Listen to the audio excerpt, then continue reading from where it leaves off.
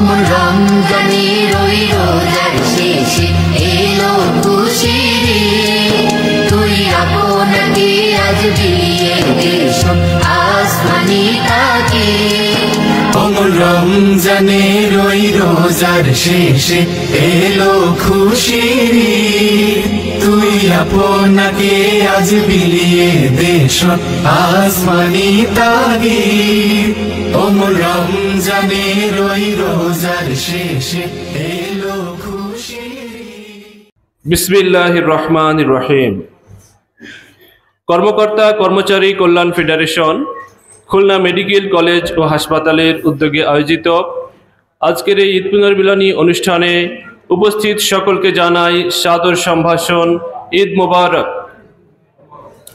সম্মানিত উপস্থিতি, আজকে আমাদের ঈদ পুনর্মিলনী অনুষ্ঠানে সভাপতিত্ব করবেন কর্মকর্তা কর্মচারী কল্যাণ ফেডারেশন খুলনা মেডিকেল কলেজ ও হাসপাতালের সম্মানিত সভাপতি বদরুদ্দোজা ভাই। আমি তাকে সভাপতির আসন গ্রহণ করার জন্য অনুরোধ করছি। ইতিমধ্যে আমাদের মাঝে উপস্থিত হয়েছেন আমাদের আজকের ঈদ পুনর্মিলনী অনুষ্ঠানের সম্মানিত প্রধান অতিথি খুলনা মেডিকেল কলেজ হাসপাতালের সম্মানিত পরিচালক ডাক্তার মোহাম্মদ মহসিন আলী ফরাজি স্যার। উপস্থিত রয়েছেন ন্যাশনাল ডক্টরস ফোরাম খুলনা মহানগরীর সম্মানিত সভাপতি ডাক্তার আসাদুল্লাহ গালিব স্যার সহ উপস্থিত একান্ত প্রিয় সহকর্মী বৃন্দ, আসসালামু আলাইকুম ওয়া রাহমাতুল্লাহ। আমরা মহান আল্লাহ রাব্বুল আলামিনের দরবারে শুকরিয়া আদায় করছি, যিনি ঈদ উল ফিতর পরবর্তী সময়ে একটু বিলম্ব হলেও আমাদেরকে আজকের এই অনুষ্ঠান আয়োজন করার তৌফিক দান করেছেন। এজন্য শুকরিয়া আদায় করছি, আলহামদুলিল্লাহ। আমরা এখনই আমাদের কর্মসূচির কার্যক্রম শুরু করব। শুরুতেই তেলাওয়াতে কালামে পাক তেলাওয়াত করার জন্য আমি আহ্বান জানাচ্ছি খুলনা মেডিকেল কলেজ হাসপাতালের মসজিদের সম্মানিত মুয়াজ্জিন মোহাম্মদ জাকারিয়া ভাইকে তেলাওয়াত করার জন্য অনুরোধ জানাচ্ছি। আসসালামু আলাইকুম ওয়া রাহমাতুল্লাহি ওয়া বারাকাতুহু। আউযু বিল্লাহি মিনাশ শাইতানির রাজীম। বিসমিল্লাহির রাহমানির রাহিম।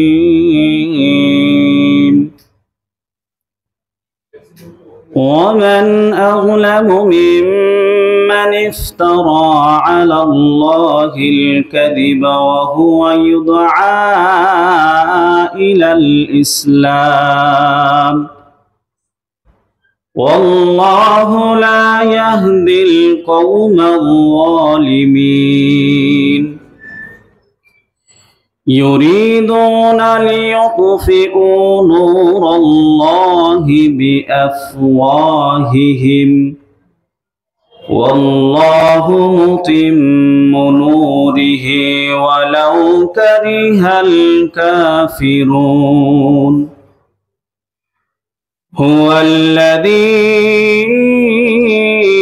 أرسل رسوله بالهدى ودين الحق ليظهره على الدين كله ولو كره المشركون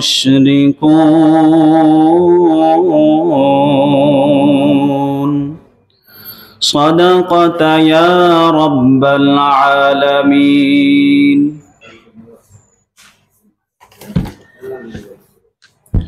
ধন্যবাদ মোহাম্মদ জাকারিয়া ভাইকে তার সুললিত কণ্ঠে কোরআন তেলাওয়াত করার জন্য।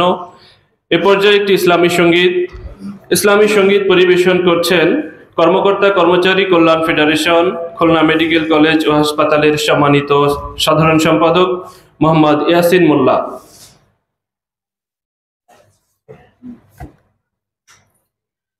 আসসালামু আলাইকুম ওয়া রাহমাতুল্লাহ।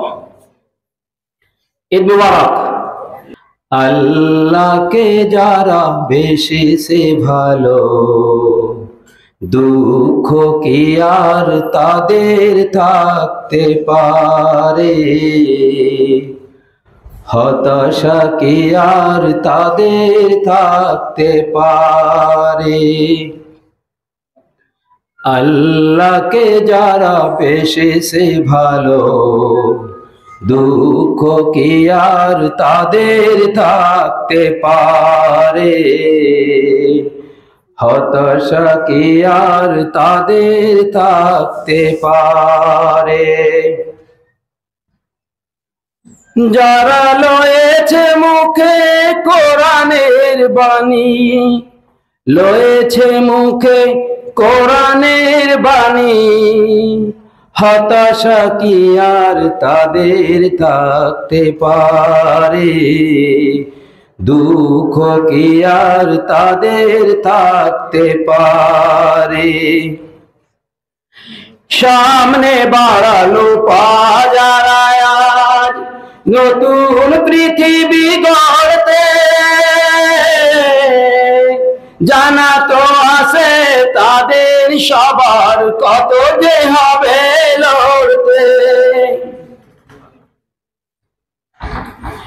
সামনে বাড়ালো পাজারা আজ নতুন পৃথিবী গড়তে, জানা তো আছে তাদের সবার কত যে হবে লড়তে। জীবনের সব পিছু টানতাই হেরে যাই বারে বারে, দুঃখ কি আর তাদের থাকতে পারে? হতাশা কি আর তাদের থাকতে পারে? মায়ের আদর বোনের হাসি, সংসার সুপ্রিয়ার মুখ, মায়ের আদর বোনের হাসি, সংসার সুপ্রিয়ার মুখ, সব ছেড়ে চলে অজানার পথে, শত বেদনার স্মৃতি বয়ে যায় মুখে জোরদার হাসি। জীবন দিয়ে রেখেছে যে তারা মরণ দিয়ে আনবে আনবে ভাঙা মসনাদের রাশেদার সেরা যুগ। শহীদ মিছিল চলে সম্মুখে, রুখবে কে আজ তারে? দুঃখ কি আর তাদের থাকতে পারে? হতাশা কি আর তাদের থাকতে পারে? আল্লাহকে যারা বেশেছে ভালো, দুঃখ কি আর তাদের থাকতে পারে? হতাশা কি আর তাদের থাকতে পারে? দুঃখ কি আর তাদের থাকতে পারে? আসসালামু আলাইকুম ওয়া রাহমাতুল্লাহ। আবার ঈদ মোবারক। ধন্যবাদ ইয়াসিন ভাইকে তার সুললিত কণ্ঠে একটি ইসলামী সঙ্গীত শোনানোর জন্য। সম্মানিত উপস্থিতি, এ পর্যায়ে আমাদের মাঝে সংক্ষিপ্তভাবে শুভেচ্ছা বক্তব্য রাখার জন্য আহ্বান জানাচ্ছি খুলনা মেডিকেল কলেজ হাসপাতালের কর্মকর্তা কর্মচারী ঐক্য পরিষদের সংগ্রামী সাধারণ সম্পাদক আমাদের একান্ত প্রিয় মোহাম্মদ আব্দুল আলিম ভাইকে।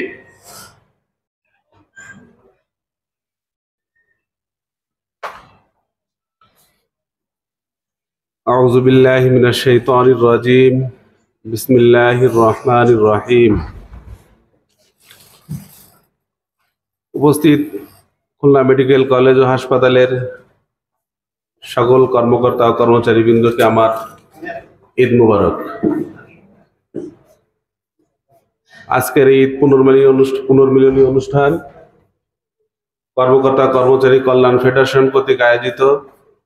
আজকের এই পুনর্মিলনী অনুষ্ঠানের সম্মানিত সভাপতি, উপস্থিত আছেন খুলনা মেডিকেল কলেজ ও হাসপাতালের সুযোগ্য পরিচালক মহোদয়, আমাদের সকলের প্রিয় ডাক্তার মহসিন আলী ফরাজি স্যার, উপস্থিত আছেন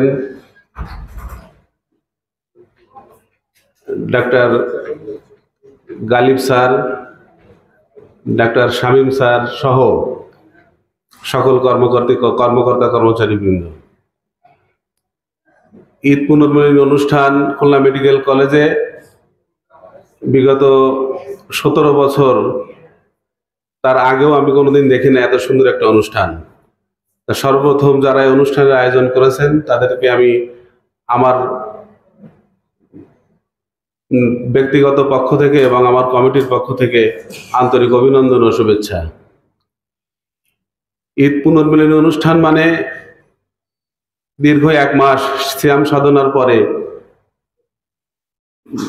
একটা একঘেয়েমি থেকে যায়, সেখান থেকে বেরিয়ে এসে সকলের মাঝে শুভেচ্ছা বিনিময়, সকলের খোঁজ খবর, সুখ দুঃখের খবর নেওয়ার জন্য এই অনুষ্ঠান।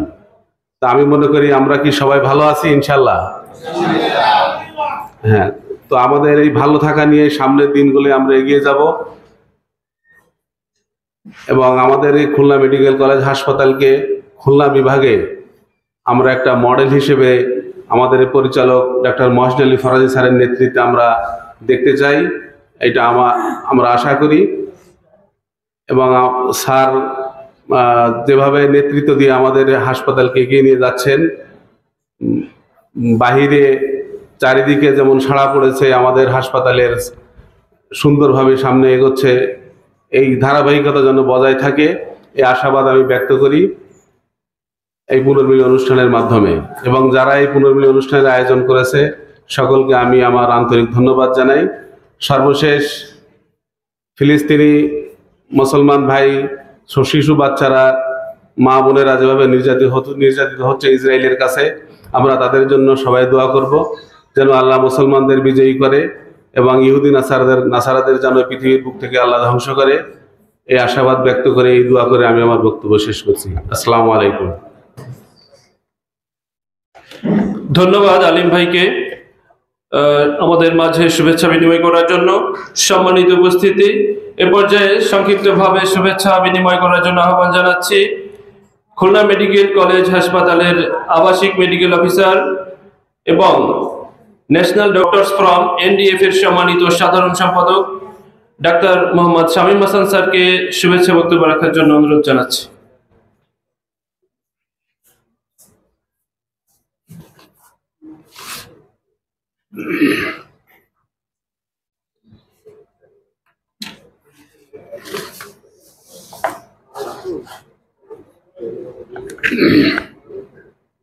কর্মকর্তা কর্মচারী কল্যাণ federation Khulna medical college hospital কর্তৃক আয়োজিত মাহে রমাদান পরবর্তী আজকের ঈদ পুনর্মিলনী অনুষ্ঠানে প্রিয় উপস্থিতি, আসসালামু আলাইকুম রহমতুল্লাহ। ঈদ পুনর্মিলনী, ঈদের আগে আমাদের এটা রোজা ছিল মনে হচ্ছে, সিয়াম, রমাদান পরবর্তী ঈদ। রমাদানের আমরা যে রমাদানকে পার হয়ে চলে আসলাম, এই রমাদান আসলে যে ঈদ, আসলে আমরা যেটা বলতেছি যে ঈদ করা শেষ 7 দিন 8 দিন 10 দিন। আমি একটি প্রশ্ন করি অল্প একটু, যে ঈদের যে খুশি হলাম আমরা, কি কারণে খুশি হলাম? 1 মাস ধরে আমরা সিয়াম সাধনা, বিরাট একটা কঠিন ইবাদত আল্লাহ আমাদেরকে করার তৌফিক দিয়েছে। সেই ইবাদত থেকে আল্লাহ আমাদেরকে যে জিনিসটা দান করতে চেয়েছে, এবং আমরা আশা করি যে আমরা সকলেই সেই তাকওয়া, সিয়ামের মাধ্যমে যে তাকওয়া অর্জন করেছি, এই তাকওয়া অর্জন করার ফলশ্রুতিতে আমাদের ঈদের আনন্দ। তো এই তাকওয়া আসলে আমাদের বাড়ে কমে। আমার মনে হয় যে 11 মাস পরে আবার যখন রমাদান আসবে, তখন আমাদের তাকওয়ার অবস্থা কেমন হবে? তাকওয়া বা ইমান যে বাড়ে কমে, এটা কি আপনারা জানেন? ইমান কি বাড়তে পারে, কমতে পারে? বাড়ে কমে, ইমান বাড়ে কমে। আমাদের দাউদ ভাই বলেছে ইমান বাড়ে কমে আসলে। তো আমার বিশ্বাস হচ্ছে যে 1 মাস ধরে আমরা যে সিয়াম সাধনা করলাম, তাহলে তাকওয়া যে অর্জন করেছি, এটার মনে সবচেয়ে একেবারে হাই লেভেলে, আমরা হাইয়েস্ট লেভেলে এখন আমাদের ভিতরে তাকওয়া এখন ভরপুর, আলহামদুলিল্লাহ। নাকি কারো সন্দেহ আছে? সন্দেহ থাকার কথা না। তাহলে আজকে ফজরের জামাত আমরা কয়জনে, মুসলিম যারা আছি, আমরা মুসলিম বলতে পুরুষ যারা আছি, মসজিদে যে কয়জনে ফজরের নামাজ পড়েছি? হাত উঁচু করে দেখি। অর্ধেক হয়েছে? অর্ধেক হয়নি, অর্ধেক হাত ওঠে নাই। তাহলে এই যদি 1 সপ্তাহ পরে তাকওয়ার এই অবস্থা হয়, তাহলে সুদূর আরো 11 মাস ওয়েট করতে হবে আবার তাকওয়া অর্জন করার জন্য, আবার সিয়ামের জন্য।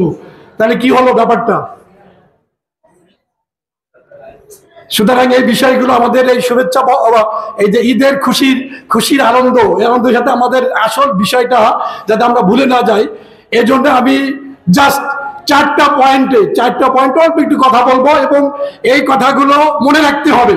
এবং মনে রাখতে হবে, আমার সাথে সবার সাথে দেখা হয় কিন্তু প্রতিদিন, অফিসে এসে দেখা হয়, হসপিটালের পাশে দেখা হয়, মসজিদে দেখা হয়। আমি মাঝে মধ্যে জিজ্ঞাসা করবো যে ওই আলোচনাতে এই পয়েন্টগুলো ছিল, কার কি অবস্থা। সবাই রাজি আছেন? মনোযোগ দিয়ে শুনতে হবে, আমল করতে হবে। এবং আমি আলোচনা শেষে প্রশ্ন করব, 4-5টা প্রশ্ন করবো। প্রশ্নের জন্য উত্তর দিলে, সঠিক উত্তর দিলে আমি গিফট দিব। অল্প সময়ের ভিতরে হয়ে যাবে সব। তাহলে আমরা রমাদানে যে তাকওয়া অর্জন করেছি, এই তাকওয়াকে যদি এই 11 মাস কন্টিনিউ করতে চাই, তাহলে আমাদের মাত্র 4টি বিষয়ে গুরুত্ব দিতে হবে, 4টি আমলকে প্রাধান্য দিতে হবে। আমাদের পুরো 24 ঘন্টার লাইফে, প্রতিদিনের লাইফে 4টি বিষয়কে যদি আমরা গুরুত্ব দিতে পারি, তাহলে আমাদের তাকওয়া সজীব থাকবে, ফ্রেশ থাকবে, সবসময় চাঙ্গা থাকবে।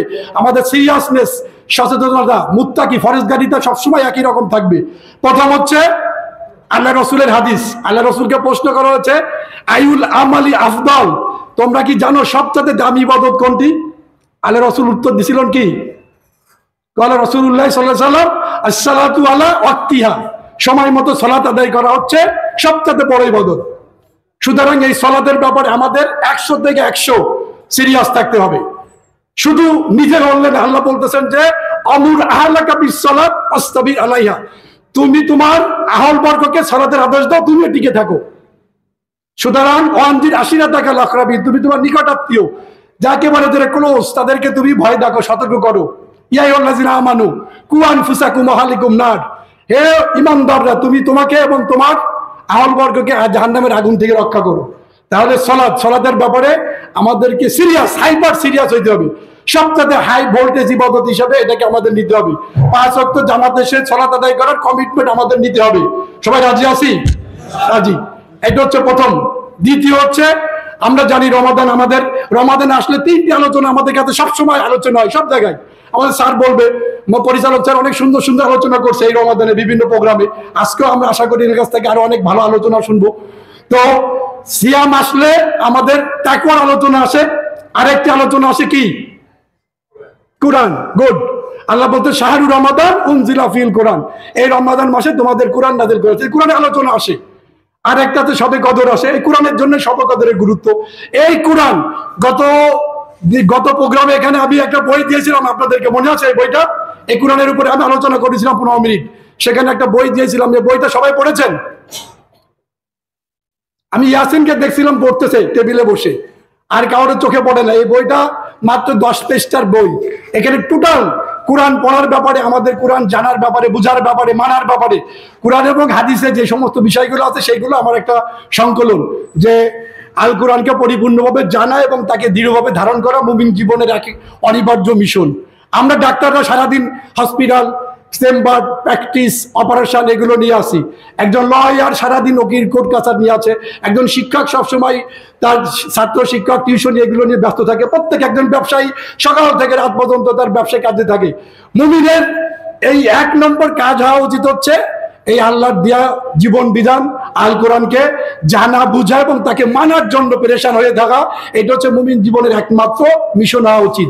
সুতরাং যে রমাদান জন্য এই ঈদ পুনর্মিলনী, যে রমাদান এত সম্মানিত কোরআনের জন্য, সেই কোরআনকে জানা, বুঝা, মানা, এটা আমাদের জন্য দ্বিতীয় অপরিহার্য কাজ করতে হবে। এতে হচ্ছে এভাবে হতে হবে যে আমি যদি না পড়তে পারি তাহলে আমাকে পড়া শিখা, আমি যদি পড়তে পারি তার নিয়মিত তেলাওয়াত করব, অর্থ পড়ব। আমি অর্থ জানি তাহলে এরপরে আমাকে মানা শুরু করতে হবে। কারণ কোনো জিনিস আপনি যদি না জানেন, আপনি যদি আমার আন্ডারে আমার স্টাফ, আপনি যদি আমার কি কাজ সেটা না জানেন, তাহলে কি করে পালন করবেন?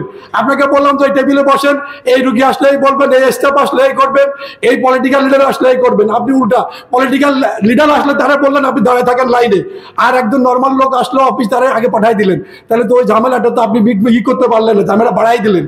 তো এই জন্য জানতে হবে। এই জন্য কোরআন জানাটা ফরজ, মানাটাও ফরজ। আর এই জানা এবং মানার যে ফরজ, এটার যে অনেকগুলো যে বেনিফিট, ফায়দা, ফজিলত, এগুলো আমি আলোচনা করেছিলাম অনেক দিনে, এবং এই বই আছে, বইটা আপনাকে আমি দিব সবাইকে। একটা শুধু হাদিস বলবো আল্লাহ রসুলের, মুসলিম শরীফের হাদিস। আল্লাহ রসুল বলতেছেন, ইকরাউল কুরআন, তোমরা কোরআন তেলাওয়াত করো, কোরআন পড়ো। ফাইন্নাহু ইয়াতি ইয়াউমাল কিয়ামাতি শাফিয়ান লি আসহাবি, নিশ্চয় কোরআন তার সঙ্গী সাথীদেরকে, তার পাঠকারীকে, তার উপর আমলকারীকে সেই আখিরাতের ময়দানে কি করবে? শাফায়াত করবে। এইরকম একটা সুযোগ আমাদের হাতছাড়া করা উচিত হবে না। তাহলে দ্বিতীয় আমাদের যে টার্গেট সেটা হচ্ছে নিয়মিত অন্তত পক্ষে কোরআনের সাথে আমাদের একটা টাচ থাকতে হবে, সম্পর্ক করতে হবে। এটা হচ্ছে দ্বিতীয় গুরুত্বপূর্ণ পয়েন্ট। তৃতীয় পয়েন্ট, প্রথম দুটো কষ্ট আছে, কারণ আপনি মসজিদে নামাজ পড়বেন, সময় নিয়ে যেতে হবে, আপনাকে মানে শারীরিকভাবে ফিট থাকতে হবে। তারপরে আপনি কোরআন পড়ার ক্ষেত্রে সেম সময় বের করতে হবে, সুস্থ থাকা লাগবে। কিন্তু এর পরের দুটোয় কোনো কষ্ট নাই, শুধু একটু মানসিকতা, শুধু তো ভিতরের মানসিকতা, একটা সফটওয়্যার, ব্রেনের একটা সফটওয়্যার, একটু আপনি সিরিয়াস থাকলে এই দুটো হয়ে যাবে। পরের দুটি, একটা হচ্ছে সালাম। সালামের বিষয়টা খুবই গুরুত্বপূর্ণ। আল্লাহ রসুল বলতেছেন যে তোমাদেরকে তোমরা ক্ষুধার্তকে খাও, আর হচ্ছে পরিচিত অপরিচিত সবাইকে ব্যাপক হারে সালাম দিতে থাকো, সালামের প্রচলন করো। আর একটা হাদিসে আসছে, আমি আরবি রিয়ায়ত বলতেছি না সময়ের অভাবে, যে আমি কি তোমাদেরকে বলবো তোমাদের পরস্পরের ভালোবাসা বৃদ্ধি করার জন্য এমনকি আমলের কথা বলবো? আল্লাহ রসুলের বললে সাহাবীরা বলতে, আল্লাহ রসুল বলেন আপনি বলেন যে তোমরা চেনা অচেনা সকলকে তুমি সালাম দাও। সুতরাং এই সালামটা আমাদের দিনী ভ্রাতৃত্বের জন্য বিরাট একটা গুরুত্বপূর্ণ।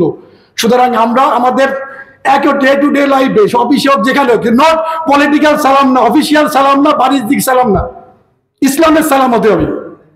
তিনটা সালাম আমরা জানি। অফিসিয়াল সালাম, যে ইয়াসিন আমাকে সালাম দিবে, এটা হচ্ছে অফিসিয়াল সালাম। আব্দুর রহমান ভাই আমাকে সালাম দিবে, এটা হচ্ছে আমাদের অফিসিয়াল সালাম। কিন্তু ইসলামের সালাম এটা না। ওষুধ কোম্পানি আমাদের সালাম দেয়, স্যার সালাম আলাইকুম, মানে আমার ওষুধ লেখা হচ্ছে না লিখতে। আর বাণিজ্যিক সালাম এটা, অফিসিয়াল সালাম বললাম। পলিটিক্যাল সালাম আছে তো আমরা জানি। তো এই সালাম কোনো সালাম না, ইসলামের সালাম হতে হবে। তার মানে এখানে সালামের যে 50টা সহিহ হাদিস আছে সালাম নিয়ে, এত ব্যাপক আলোচনা আছে সালাম নিয়ে। আমাদের এখানে দল মত ধর্ম বর্ণ অনেক কিছু মাসলা আছে, কিন্তু সব ডিটেলসে না, যে আমরা মোটামুটি আমাদের আশেপাশে, আমাদের অফিসে হোক, সমাজে হোক, পরিবারে হোক, যেখানে যায় না কেন, সব জায়গায় এই সালামের কালচারটা আমাদেরকে চালু করতে হবে। তো পুরোপুরি সালামের এই প্র্যাকটিসটা করলে এটার জন্য কোনো কষ্ট নাই, কিচ্ছু নাই, শুধু সব শুধু এটা করলে আমি মনে করি আমাদের একটা সবসময় দিনী ভ্রাতৃত্ব কাজ করবে। আর আমাদের ওই তাকওয়ার পিছনে এটার একটা ভূমিকা রাখবে। চতুর্থ হচ্ছে যে আমি কথা বলতেছি জবান। এই জবানের দুইটি গুরুত্বপূর্ণ হক আমাদের আদায় করতে হবে। একটা হচ্ছে কি, মিথ্যা কথা। মুমিন কখনো মিথ্যা কথা বলতে পারে না, সুতরাং এই মিথ্যা থেকে আমাদের দূরে থাকতে হবে। আর একটা গুরুত্বপূর্ণ, সেটার ব্যাপারে কোরআনে একেবারে ওয়ার্নিং দেওয়া রয়েছে। আল্লাহ বলতে, ওয়ালা ইয়াকতাব বাদুকুম বাদ আইয়ুহিব্বু আহাদাকুম আইয়াকুলা লাহমা আকি মাইতান ফাকারাতুমুহু। আল্লাহ বলতেছেন, হে মুমিনেরা, হে বিশ্বাসীরা, খবরদার তোমরা একে অপরের গিবত করবে না। আর তোমরা কি এটা পছন্দ করো যে তোমরা তোমাদের মৃত ভাইয়ের গোশত খাচ্ছ? এটা কি তুমি পছন্দ করো? কঠিন একটা নিষেধাজ্ঞা আমাদের জন্য। তাহলে এই জবানকে যদি আমরা, কারণ দেখেন আপনি সামনে আমাকে খুব বেশি কিছু বলতে পারেন না, আমার সম্পর্কে বলার আপনার হ্যাডাম কম থাকে, ঠিক কিনা? কিন্তু পিছনে সমানে আমাকে বুঝতে থাকেন। ওই কথাটা যখন আমার কানে আসে তখন তো আমার খারাপ লাগবে না? তাহলে এই গীবতের ভয়াবহতা এটা প্রচন্ড একটা কষ্টকর জিনিস। পিছনে যার গীবত করা হয় সে যদি কোনো ভাবে বুঝতে পারে। সুতরাং এই গীবতের মতন ভয়ানক একটা অপরাধমূলক কবিরা গুনাহ থেকে আমাদের বাঁচতে হবে। তাহলে আমাদের ওই তাকওয়ার লেভেল অনেকটাই আপনি এগিয়ে যাবেন। তো এই 4টি পয়েন্ট অনলি। তাহলে আমি প্রথম থেকে আবার একটু রিপিট করি। সেটা হচ্ছে, যদি রমাদানে অর্জিত তাকওয়াকে একেবারে 11 মাস ব্যাপী আমরা আমাদের নিজেদের ভিতর জারি রাখতে চাই, সতেজ রাখতে চাই, চাঙ্গা রাখতে চাই, তাহলে আমাদেরকে প্রথম হচ্ছে সবচেয়ে গুরুত্বপূর্ণ ইবাদত হচ্ছে সালাত। সে সালাতের হিসাব কিয়ামতে প্রথম ইন্না আওয়ালা আব্দিল আমালি ইয়াউমাল কিয়ামাতি সালাতু ফাকাদ ফাজা ফাকাদ সাল্লাত ফান্নাজা ফাকাদ ফাজা ওয়ান নাজা। যে আল্লাহ বলতেছে যে কিয়ামতের ময়দানে বান্দার আমলের প্রথম যে হিসাব নিয়ে হবে সেটা হচ্ছে সলাতুহু, তার সলাতে। যদি সলাত তার মোটামুটি ঠিক হয়ে যায়, সে আফলা, সে সফল হয়ে যাবে, আনজাহা, তাই সে মুক্তি পেয়ে যাবে। সুতরাং এই সলাতের ব্যাপারে আমাদের কোনো রকম কম্প্রোমাইজ চলবে না, ঠিক আছে? 2 হচ্ছে কোরআনের কথা বললাম, যে রমাদানকে সম্মানিত করছে কোরআন, সেই কোরআন পড়ার ব্যাপারে, বুঝার ব্যাপারে, মানার ব্যাপারে আমার আপনার সর্বাত্মক প্রচেষ্টা থাকবে। যে যে লেভেলে আছে, আপনি চাইলে পুরো কোরআন এখন তাফসীর সহ সব হাফেজ হয়ে যেতে পারবেন না, তাফসীর করতে পারবেন না, কিন্তু কোরআনের বেসিক যে বিষয়গুলো, আল্লাহর যে নির্দেশ, আল্লাহর যে অর্ডারগুলো, আল্লাহর যে নিষেধাজ্ঞাগুলো আছে, এগুলো জানা আপনার জন্য ফরজ, মানাও ফরজ। এই ব্যাপারে আপনাকে একেবারে 11 মাস ধরে প্রতিদিন একটু কোরআনের সাথে আপনার সম্পর্ক করতে হবে, তাহলে আল্লাহর দরবারে এই কোরআন আমার জন্য সুপারিশ করবে। 3 নম্বর হচ্ছে কোনটা? জবাব না, সালাম। সালামের ব্যাপারে বললাম যে আমাদের দ্বীনি ব্যক্তিত্বকে মজবুত করবে। আর আপনি আমাকে সালাম দিলেন মানে আমি যে উত্তর দিয়ে দিলাম, আমি আপনাকে নিরাপদ ঘোষণা করে দিলাম। আপনি আমাকে নিরাপত্তা গ্যারান্টি দিলেন, আমি আপনাকে নিরাপত্তার গ্যারান্টি দিলেন। আল্লাহ রাসূল বলতেছেন যে সেই তোমাদের ভিতর সবচেয়ে আইউল মুসলিমুল আফদল, তোমাদের ভিতর সবচেয়ে দামি মুসলিম হচ্ছে ওই ব্যক্তি, ঠিক আছে, ওই ব্যক্তি যার কি থেকে, যার জবান এবং হাত থেকে, ইয়াদি ওয়াল লিসানি ওয়াল ইয়াদি, হ্যাঁ, মান সালিমাল মুসলিমিনা মিন ইয়াদি ওয়াল লিসানিহি, যে এক মুসলিম আর এক মুসলিমের হাত এবং জবান দ্বারা যদি সে নিরাপত্তা লাভ করে, তাহলে সে হচ্ছে সবচেয়ে দামি মুসলিম। তা আমরা কি সে দামি মুসলিম হতে চাই কিনা? আমার কোনো ইনভেস্টমেন্ট দরকার নেই এখানে, শুধু আপনি ভালো মানুষ হবেন। এই রমাদান আপনাদের তাকওয়া দিল মানে আপনাকে ভালো মানুষ হওয়ার জন্য 1 মাসের আপনার একটা বিরাট প্র্যাকটিস করলেন আপনি, আমি। তাহলে এই সালাম দিয়ে আমি দ্বীনি ব্যক্তিত্বকে আমি মজবুত করব। চতুর্থ হচ্ছে আমি আমার জবানের হেফাজতের জন্য মিথ্যা কথা থেকে দূরে থাকবো, আর গীবতের মতন ভয়ানক একটা অপরাধ থেকে দূরে থাকবো। তাহলে এই 4টি যদি আমল আমরা করতে পারি সারা মাস ব্যাপী, সারা বছর ব্যাপী, তাহলে আমাদের রমাদানের অর্জিত তাকওয়া একই রকম থাকবে আশা করি। এই পর্যায়ে কথা শেষ। এখন আপনার কত মনোযোগ দিয়ে শুনছেন, উত্তর প্রশ্ন করার সাথে উত্তর দিল, গিফট দিয়ে শেষ আমার কথা। প্রথম আমি যে কথা বললাম যে সবচেয়ে দামি ইবাদত কোনটি? কে আগে বলছে? হ্যাঁ, ওই পাশে মিরাজ হাত উঠতেছে, মিরাজ পাবে এটা। হ্যাঁ, না গ্যাস এক্সপেক্ট করা হবে না। এই ধরো এটা, ওকে দাও। না না, সবাইকে দেওয়া হবে না তো। এরপর কোরআনের বন্ধু যারা হবে, কোরআনের যাদের সম্পর্ক বেশি ডিপ হবে, ডিপ রিলেশন হবে, কিয়ামতের ময়দানে কোরআন তাদের জন্য কি করবে? আলহামদুলিল্লাহ, সবাই তো মনোযোগ দিয়ে শুনছে, তার জন্য ধন্যবাদ, শুকরিয়া। স্যার, এটা কাকে দিয়ে যান?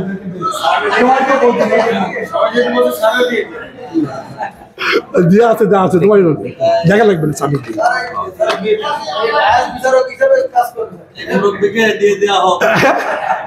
হ্যাঁ, ঠিক আছে। তৃতীয় প্রশ্ন, গীবত করাকে আল্লাহ কিসের সাথে তুলনা করেছেন? আবু সাইদ পারছে আমার আগে, সবার আগে ওটা আমার শব্দ আসছে। গুড, আলহামদুলিল্লাহ, সবাই মুখস্থ হয়ে গেছে। চতুর্থ, কিয়ামতের দিন কোন আমলের বিচার সবার আগে হবে? এই দিক থেকে পারছে, ওই যে পিছনে গেঞ্জি পরা, ওনাকে দাও, এটা পাবেন আপনি, দাও।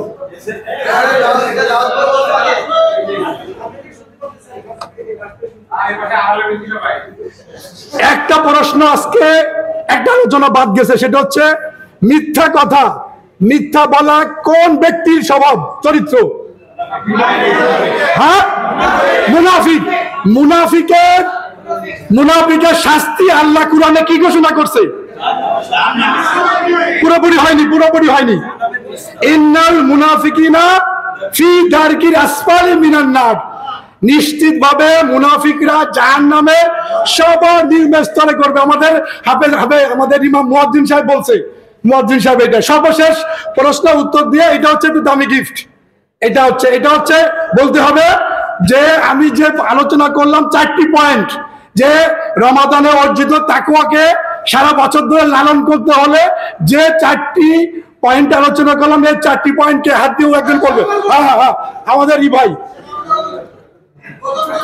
হ্যাঁ, গুড। তারপর 2, গুড, আফসুস সালাম, গুড।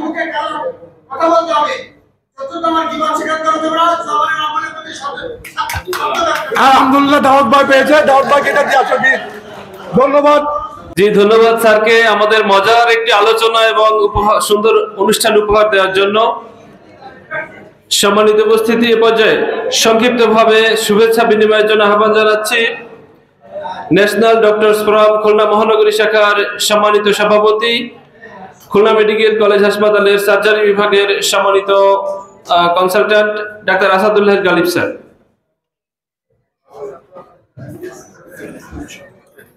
আউযু বিল্লাহি মিনাশ শাইতানির রাজিম। বিসমিল্লাহির রহমানির রহিম।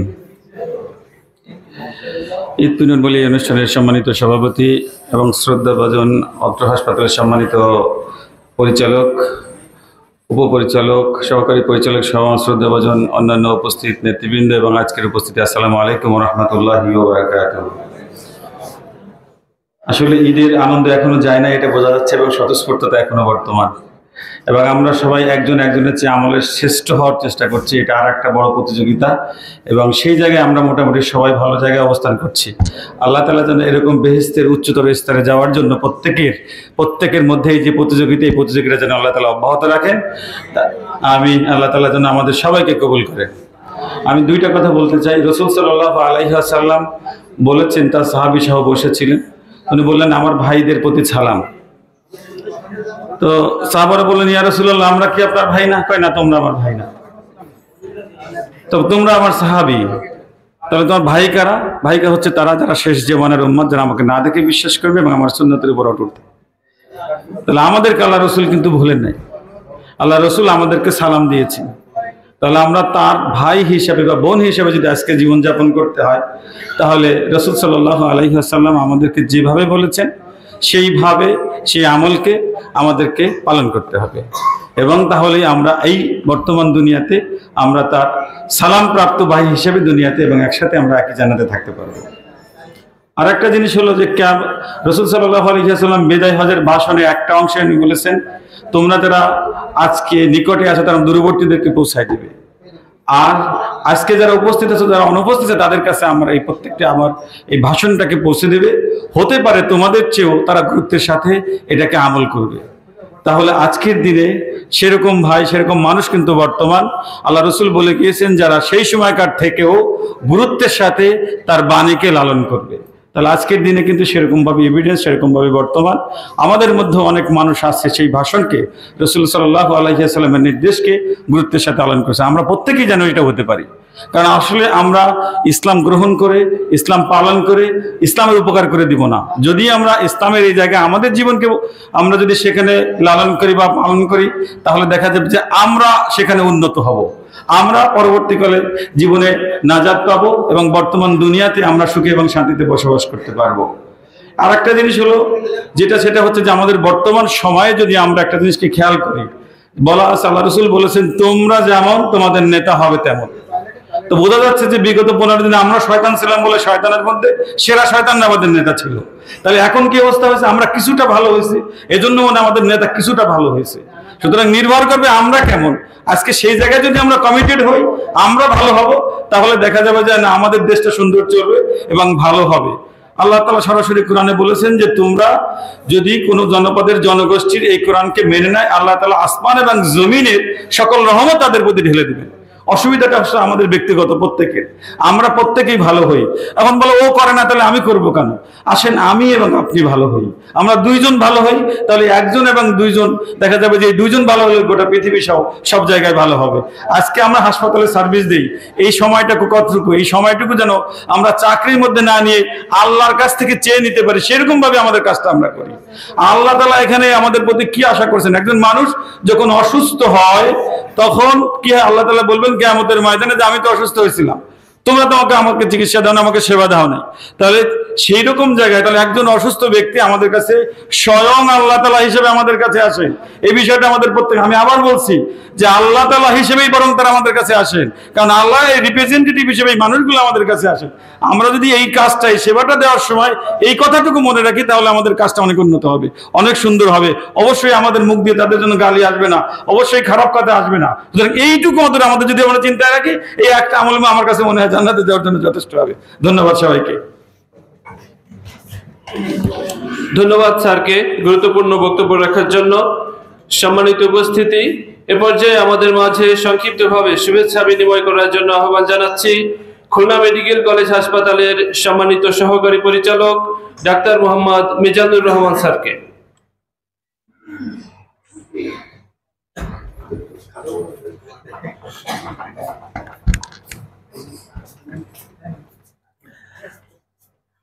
বিসমিল্লাহির রহমানির রহিম। ঈদ পুনর্মিলনী অনুষ্ঠানে উপস্থিত আজকের এই অনুষ্ঠানের সম্মানিত সভাপতি এবং অন্যান্য উপস্থিতি সকলকে জানাচ্ছি আমার পক্ষ থেকে শুভেচ্ছা ও সালাম। আসসালামু আলাইকুম ওয়া রাহমাতুল্লাহি ওয়া বারাকাতুহু। আমরা কি আবার ঈদ মোবারক বলতে পারি? হ্যাঁ, ঈদ মোবারক। হ্যাঁ, আসলে ঈদ হয়ে গেছে অলরেডি, মনে হয় 10 দিন অতিবাহিত হয়েছে। তারপরেও আপনারা যে ঈদের পুনর্মিলনীর একটা আয়োজন করছেন, এই জন্য আপনাদের সকলকে, আয়োজক কমিটিকে আমি ধন্যবাদ জানাই। আসলে এখন 2টা আবেশ টাইম পার হয়ে গেছে, অনেকের হয়তো বোরিং লাগতে পারে, কারণ আমাদের শামীম ভাই যে লেকচার দিছে, লেকচারের পরে আর কোনো কথা থাকে না। তারপরে গালিব ভাই অনেক চমৎকার একটা হাদিস বললেন, আমিও একটা হাদিস বলবো, সংক্ষিপ্ত একটা হাদিস। যেমন আমরা যে ঈদটা মানে পালন করলাম, আমরা রমাদান মাসের 1 মাস সিয়াম সাধনা করে তারপরে কিন্তু আমরা একটা খুশির একটা ঈদ পালন করলাম। তো রমাদান মাসটা মূলত ছিল যে রহমত, মাগফিরাত এবং নাজাতের মাস, এবং এই রমাদান মাসটাই হচ্ছে কি মাগফিরাত অর্থাৎ ক্ষমার মাস। তো আমরা আল্লাহর কাছে ক্ষমা চাই। তো আমাদের দেখেন, আমাদের জীবদ্দশায় আমাদের দুনিয়াতে আসছি, আমাদের 2টো হক আছে। একটা হক হচ্ছে বান্দার হক, আর একটা হচ্ছে আল্লাহর হক, হকুল্লাহ আর হকুল ইবাদ।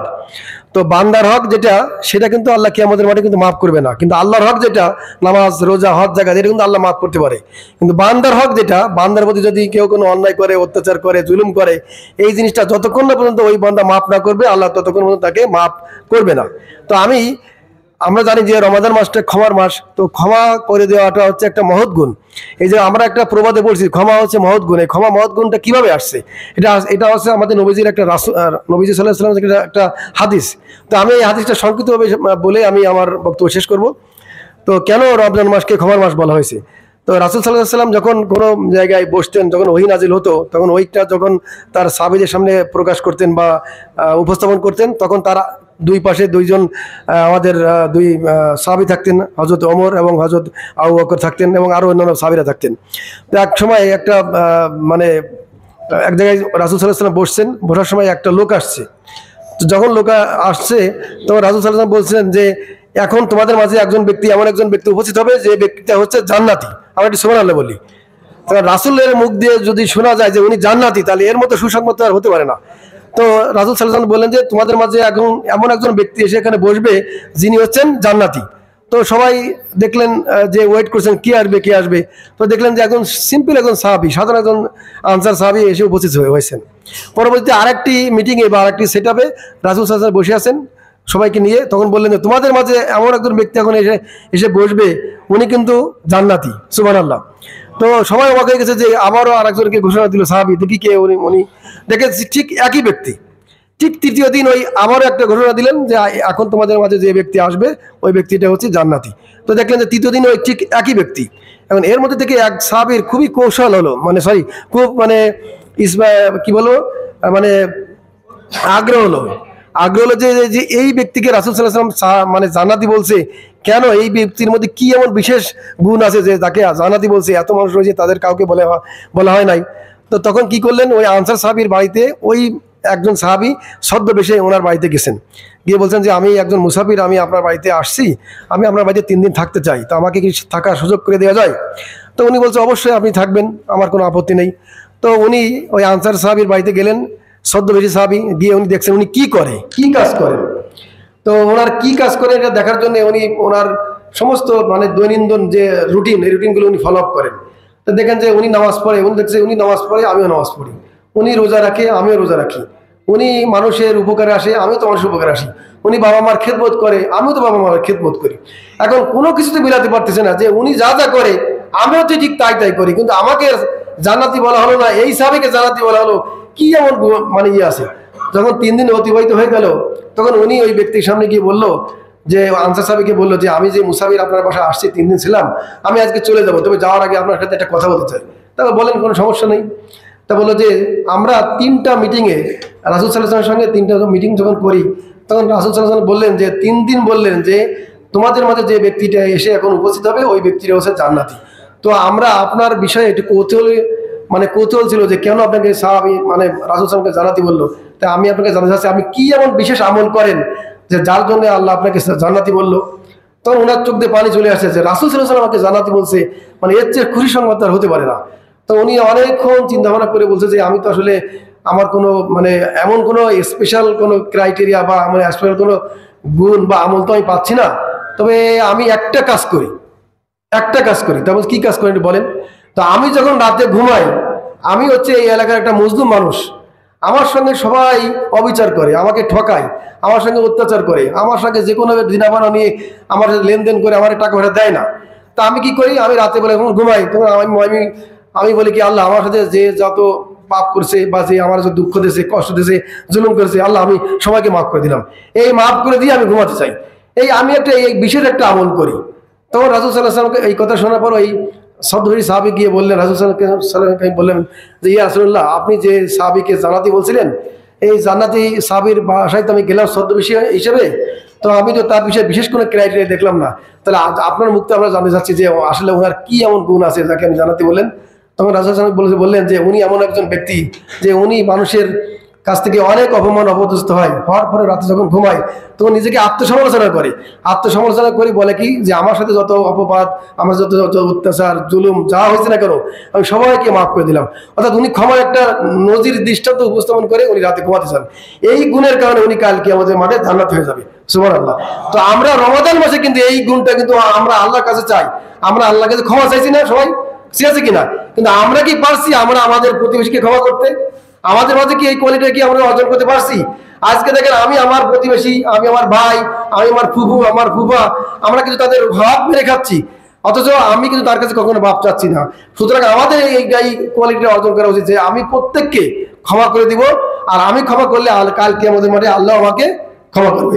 কাজে আজ আমাদের ঈদ পরবর্তী এই যে মিলন মেলায় আমাদের কাছে যে আমরা সালাম সম্পর্কে শুনলাম, আরো অন্যান্য যে বিষয়গুলো শুনলাম, তার মধ্যে থেকে আমার একটা সত্য একটা মেসেজ থাকবে যে আজ থেকে আমরা একে অপরের প্রতি যার যদি কোনো রাগ ক্ষোভ বা দুঃখ থাকে, হতাশা থাকে, বা কি আমি যদি মজলুম হয়ে থাকি, তাহলে আমি তাকে কি করব? ক্ষমা করে দেবো।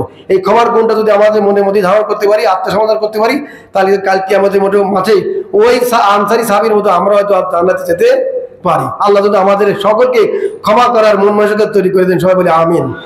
আমার বক্তব্য দীর্ঘায়িত করছি না, সকলকে আবারও ঈদ মোবারক জানিয়ে শেষ করছি। আসসালামু আলাইকুম। ধন্যবাদ স্যারকে গুরুত্বপূর্ণ বক্তব্য রাখার জন্য।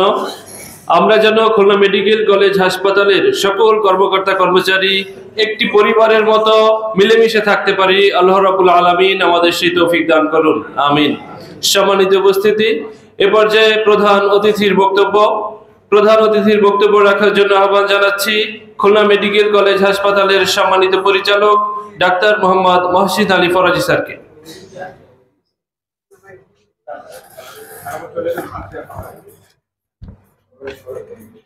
আসসালামু আলাইকুম ওয়া রাহমাতুল্লাহ। আউযু বিল্লাহি মিনাশ শাইতানির রাজিম। বিসমিল্লাহির রহমানির রহিম। ওয়াসসালাতু ওয়াসসালামু আলা রাসূলিল কারীম। আম্মা বাদ। খুলনা মেডিকেল কলেজের কর্মকর্তা কর্মচারী কল্যাণ ফেডারেশন কর্তৃক আয়োজিত আজকের ঈদ পুনর্মিলনী সভায় উপস্থিত সম্মানিত সভাপতি এবং সর্বস্তরের কর্মকর্তা কর্মচারী বৃন্দ, সবাইকে ঈদের শুভেচ্ছা জানিয়ে আমি আমার কথা শুরু করছি। অত্যন্ত আনন্দঘন পরিবেশে ঈদ পরবর্তী আমাদের অফিস সময় শেষ করেও আমরা এখানে মিলিত হয়েছি এবং খুলনা মেডিকেল কলেজ হাসপাতালের কর্মকর্তা কর্মচারী বৃন্দের মধ্যে যে একটা সৌহার্দ্য সম্প্রীতি বজায় আছে তারই প্রমাণ দেখা যাচ্ছে, উপস্থিতি সেটা প্রমাণ করে। এবং ক্ষুধার্ত এই অবস্থায় অফিস থেকে বের হয়ে দ্রুত নিজের অনেক জরুরি প্রয়োজনকে উপেক্ষা করে আপনারা দীর্ঘক্ষণ ধরে এখানে বসে আছেন এবং অত্যন্ত সুশৃঙ্খলভাবেই বসে আছেন।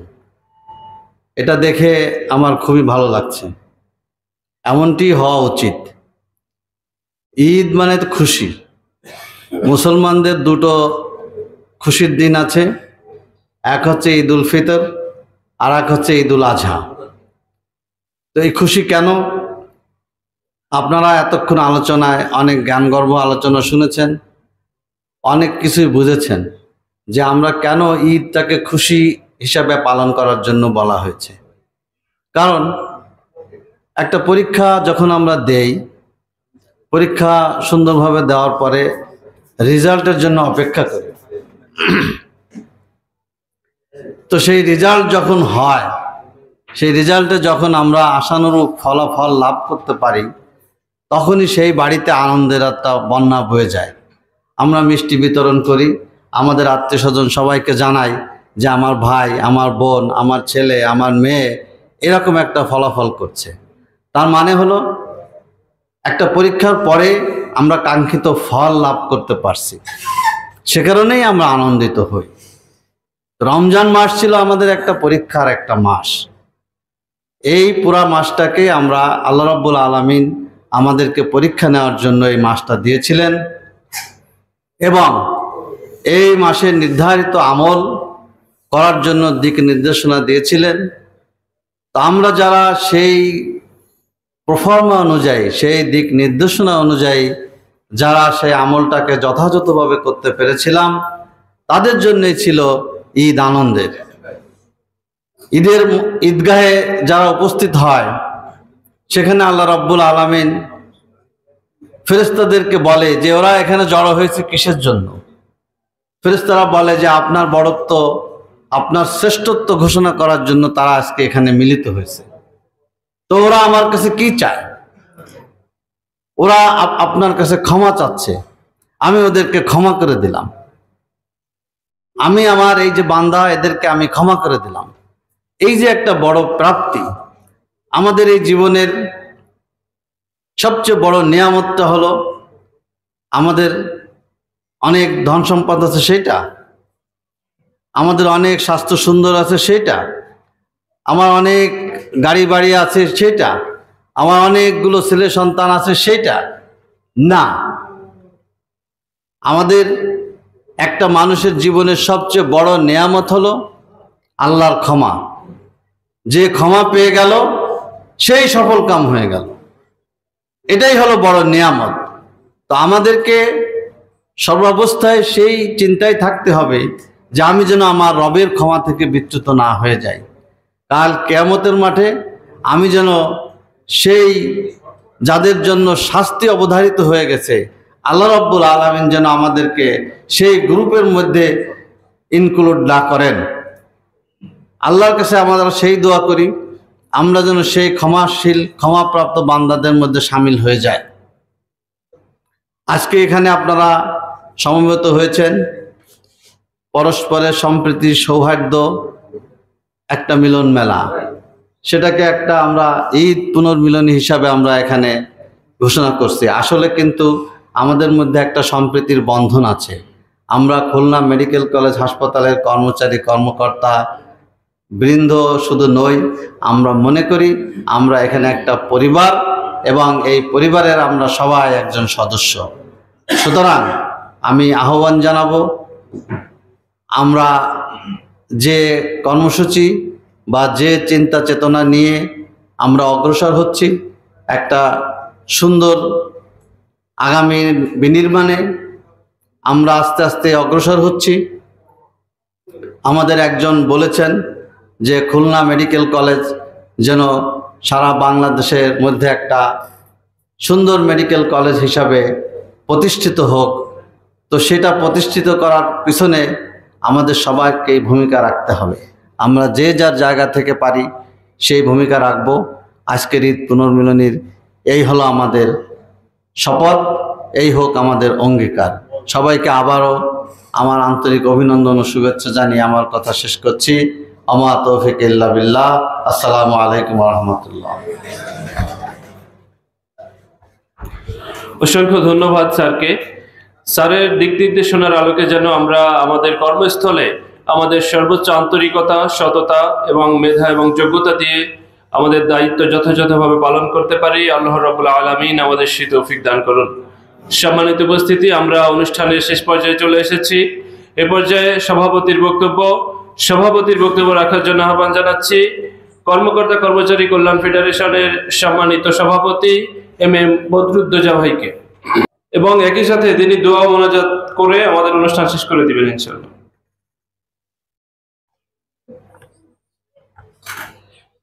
আসসালামু আলাইকুম ওয়া রাহমাতুল্লাহি ওয়া বারাকাতুহু। আমরা কি আরেকবার বলতে পারি ঈদ মোবারক? আজকের ঈদ পুনর্মিলনী অনুষ্ঠানের উপস্থিত প্রধান অতিথি, অন্যান্য অতিথিবৃন্দ এবং আমার সহকর্মী ভাই ও বোনেরা, আসসালামু আলাইকুম ওয়া রাহমাতুল্লাহি ওয়া বারাকাতুহু। আমরা দীর্ঘ সময় ধৈর্যের সাথে আলোচনা শুনলাম। ঈদ পুনর্মিলনী অনুষ্ঠানে আমরা যে সৌহার্দ্য এবং সম্প্রীতির যে স্বাক্ষর আজকে রাখলাম, আগামী দিনগুলোতে যেন আমরা এভাবেই চলতে পারি এ কামনা ব্যক্ত করি। এবং আমরা মানুষ হিসাবে প্রত্যেকেই সফলতা কামনা করি। সফলতা, প্রকৃত সফলতা নিহিত কোথায়? পবিত্র রমজানের সিয়াম সাধনার মাধ্যমে আমরা যে শিক্ষা লাভ করেছি, প্রকৃত সফলতা হচ্ছে, প্রকৃত সফল হয়েছে তারা ঈমান এনেছে যারা, ঈমানের বুনিয়াদি যাদের মজবুত আছে, ঈমানের দাবি পূরণের লক্ষ্যে যারা কাজ করে, তারাই প্রকৃত সফলতার পথে কাজ করে। প্রকৃত সফলতা হচ্ছে আল্লাহর রহমত প্রাপ্তির মধ্যে।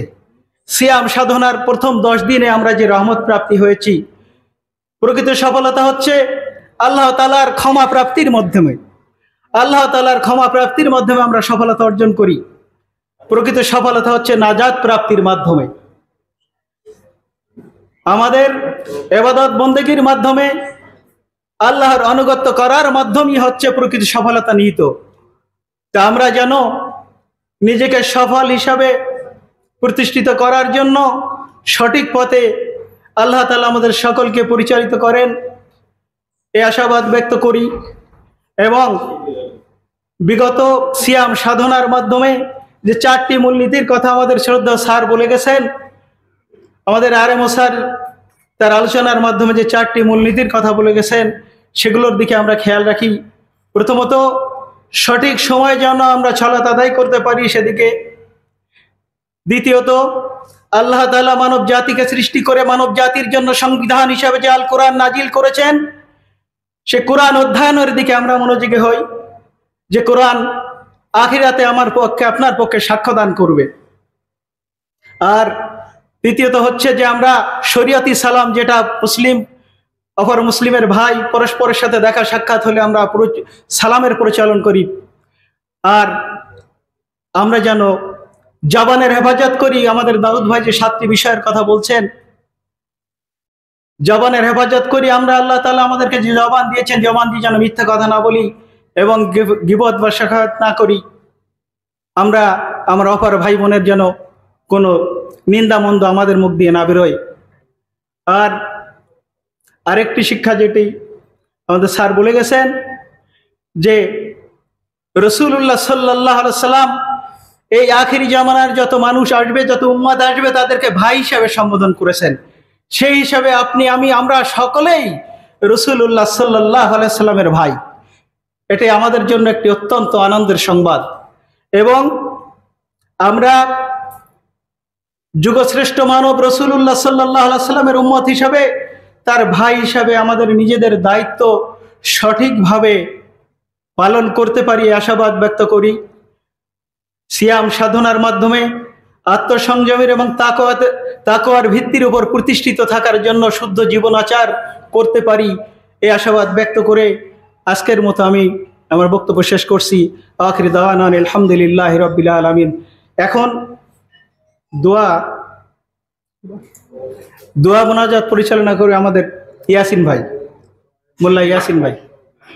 আসসালামু আলাইকুম ওয়া রাহমাতুল্লাহি ওয়া বারাকাতুহু। আসসালামু আলাইকুম ওয়া রাহমাতুল্লাহ। আমরা এতক্ষণ একটি মনোরম অনুষ্ঠানে উপস্থিত ছিলাম। আমরা এখনই শেষ করব। সবাই আমরা দুরূদ শরীফ পড়ি। আল্লাহুম্মা সাল্লি আলা মুহাম্মাদিন ওয়া আলা আলি মুহাম্মাদিন কামা সাল্লাইতা আলা ইব্রাহিম ওয়া আলা আলি ইব্রাহিম ইন্নাকা হামিদুম মাজিদ। আল্লাহুম্মা বারিক আলা মুহাম্মাদিন ওয়া আলা আলি মুহাম্মাদিন কামা বারাকতা আলা ইব্রাহিম ওয়া আলা আলি ইব্রাহিম ইন্নাকা হামিদুম মাজিদ। আস্তাগফিরুল্লাহ রাব্বি মিন কুল্লি জামবি ওয়া আতুবু ইলাইহি লা হাওলা ওয়া লা কুওয়াতা ইল্লা বিল্লাহ। মানুষ গুনাহ করতে পছন্দ করে আর আল্লাহ ক্ষমা করতে পছন্দ করে, কিন্তু আমাকে আপনাকে ক্ষমা চাইতে হবে। তো আমরা এখন মোনাজাতের মাধ্যমে আল্লাহর কাছে ক্ষমা চাইব। আল্লাহুম্মা আমিন। রব্বানা যালামনা আনফুসানা ওয়া ইল্লাম তাগফির লানা ওয়া তারহামনা লানাকুনান্না মিনাল খাসিরিন। রব্বানা আতিনা ফিদ দুনিয়া হাসানাতাও ওয়া ফিল আখিরাতি হাসানাতাও ওয়া কিনা আযাবান নার ওয়া কিনা আযাবাল মাউত ওয়া কিনা আযাবাল কবর ওয়া কিনা আযাবাল মিজান ওয়া কিনা আযাবাল ফুসিরাত ওয়া কিনা আযাবা ইয়াউমাল কিয়ামাত। ربنا تقبل منا إنك أنت السميع العليم وتب علينا إنك أنت التواب الرحيم رب ارحمهما كما ربياني صغيرا وقل رب ارحمهما كما ربياني صغيرا। আয় রব্বুল আলামিন, পবিত্র জোহরের নামাজের পর থেকে নিয়ে এই কনফারেন্স রুমে তোমার কতিপয় বান্দা বান্দিরা কোরআনের আলোচনা হয়েছে, হাদিসের আলোচনা হয়েছে, ঈদ পুনর্মিলনী অনুষ্ঠান। তোমার বান্দাকে 1 মাস সিয়াম সাধনা করতে দিয়েছিলে, সিয়াম সাধনার পরে ঈদুল ফিতর আদায় করেছি। আরো খুশি হয়ে আমরা ঈদের পুনর্মিলনী অনুষ্ঠান করলাম। আল্লাহ, এর ভিতরে যত ভালো আমল হয়েছে আল্লাহ তুমি কবুল করে নাও, আর যা খারাপই ছিল তুমি তা মাফ করে দাও। আয় রব্বুল আলামিন, আমরা গুনাহগার, আমরা গুনাহ করতে ভালোবাসি, আর তুমি রব্বুল আলামিন ক্ষমা করতে ভালোবাসো। তাই তোমার কাছে আমরা ফরিয়াদ করতেছি, মাবুদ আমাদের জীবনের সমস্ত গুনাহ খাতাকে মাফ করে দাও রব্বুল আলামিন। ফিলিস্তিনের মুসলমানদের করুণ অবস্থা রব্বুল আলামিন তুমি দেখতেছো। আমরা নামাজে ওটা কাঁদতেছি, আমরা প্রতিবাদ জানাচ্ছি, ওই ইসরায়েল সন্ত্রাসী বাহিনীকে আপনি ধ্বংস করে দিন, ফিলিস্তিনের মানুষকে আপনি আজাদি করে দিন। তোমার গায়েবী মদদ দিয়ে তাদেরকে তুমি সাহায্য করো। তাদের ঘর বাড়ি নাই, তারা খোলা জায়গায় থাকতে পারছে না রব্বুল আলামিন। খোলা আকাশের নিচে যখন তাবু টানায় থাকতেছে সেখানেও তারা বম্পিং করতেছে রব্বুল আলামিন। তোমার কিছু ফরিয়াদ মাবুদ, ওই বান্দাদেরকে তুমি ক্ষমা করে দাও, তাদেরকে কবুল করে নাও, আর ইসরায়েলকে তুমি ধ্বংস করে দাও। আল্লাহ, তোমার গায়েবী মদদ দিয়ে আরেকবার তুমি তাদেরকে ধ্বংস করে দাও, ইসলামের বিজয় করিয়ে দাও রব্বুল আলামিন। তোমার কাছে আর কোন ভাষায় চাইবো? পৃথিবীতে যদি একজন বাচ্চার কাছে কিছু চাই, ওই বাচ্চা ফিরিয়ে দিলে আরেক বাচ্চার কাছে যায়, এক দরবার থেকে ফিরিয়ে দিলে আরেক দরবারে যায়। মহান রব্বুল আলামিন তোমার এমনই দরবার, তোমার দরবার থেকে ফেরত দিলে আমাদের যাওয়ার আর কোনো জায়গা নাই। আল্লাহ, তাই আমাদেরকে তুমি ক্ষমা করে দাও, ফিলিস্তিনকে তুমি মাফ করে দাও, তাদেরকে শহীদকে কবুল করে নাও, ওই রাষ্ট্রকে তুমি স্বাধীন রাষ্ট্র হিসেবে ঘোষণা করে দাও। আল্লাহ, আপনারা প্রত্যেকে যার যার জায়গা থেকে 30 সেকেন্ডের জন্য দোয়া করেন। আমি আপনাদের স্পেস দিলাম, মনের থেকে দোয়া করেন, কারণ আমার দোয়া আমি গুনাহগার, কবুল নাও হতে পারে। আপনারা দোয়া করেন। আল্লাহুম্মা আমিন।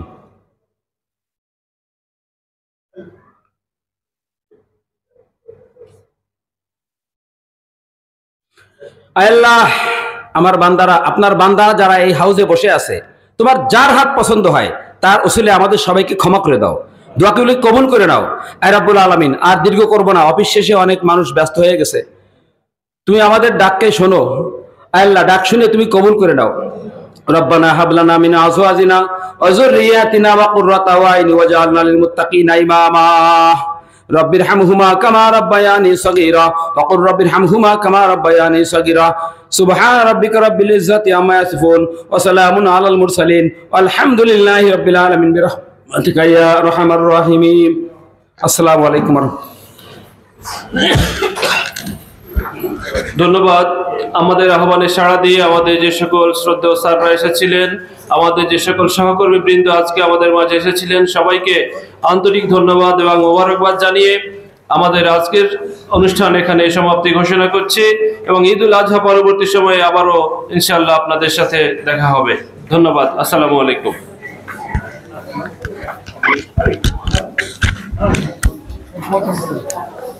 স্যার আপনি